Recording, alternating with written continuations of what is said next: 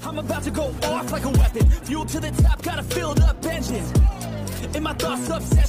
Hello guys, welcome back to our channel Wins World TV. So marami sa ating mga boksingerong atleta ang hindi na lumalaban para makipagsabayan sa mga malalakas at magagaling na boksingerong baguhan. Sa edad kasi na 40 pataas ay nawawala na ang pagkagutom sa ibabaw ng boxing ring, nawawala din ang taglay nitong bilis, lakas, diskarte, at mabilis na mapagod. Ngunit sa edad na 47 years old si Manny Pacquiao ang isa parent sa mga top pound for pound fighter at pinakamagaling na fighter ngayon taon kasalukuyan.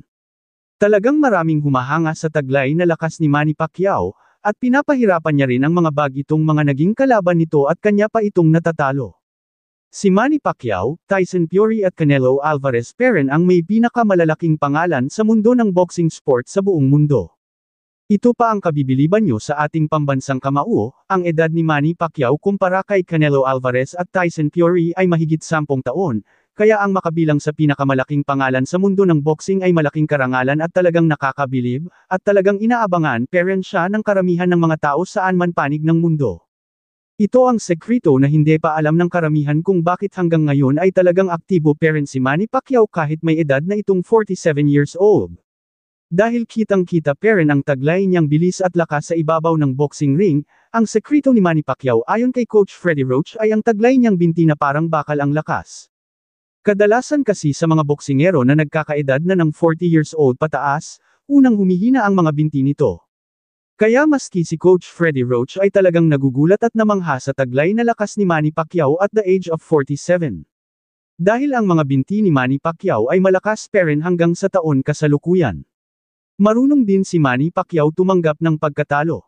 Karamihan kasi sa mga boksingerong natatalo sa laban ay sumusuko na sa kanilang pangarap, na si stress ngunit ganun pa man si Manny Pacquiao ay hindi basta-basta sumusuko, matalo man siya ay tanggap niya, ngunit sa bawat talo ni Manny Pacquiao ay hinding-hindi siya nagpapa-apekto or ma-depress, dahil para sa kanya, ay ganun talaga ang larong boxing, may nananalo at meron din naman natatalo.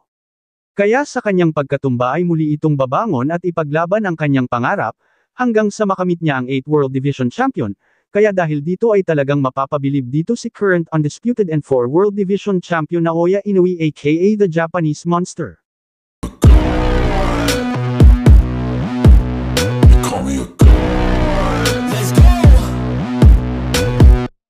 I'm about to go off like a weapon. Fuel to the top, got a filled up engine. In my thoughts, obsession. I will not stop, no, I'm never second guessing. I got a God complex. Haters love to hate, but I never feel pressed. Got a lot on my plate, but I never get stressed. I'll take all the pressure like I'm acing this test. Oh! Tear it up like I'm Jason. I see the world like it's ready for the taking. I see this place like a game I'm playing. Straight to the bank to collect my payments. No negotiations, it's my way, I was born impatient.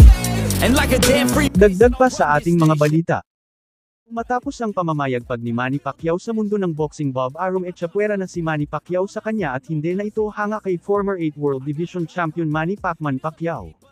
Dahil naniniwala itong si Bob Arum na kayang higitan ng alaga niya ngayon na si current undisputed and 4 World Division Champion Naoya Inoue ang naabot ni Manny Pacquiao sa mundo ng boxing, at maraming fans ang walang tigil ikumpara si 8 World Division Champion Manny Pacquiao at 4 World Division Champion Naoya Inoue sa mundo ng boxing sports.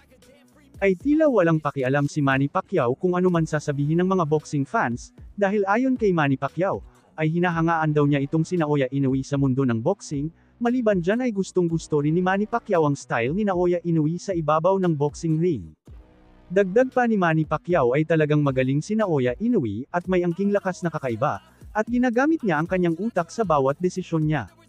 Tinuturuan ni Manny Pacquiao si Naoya Inoue, dahil nakitaan niya ito ng determinasyon at naniniwala si Manny Pacquiao kay Naoya Inoue na maging isang mahusay at matagumpay na boksingero ito.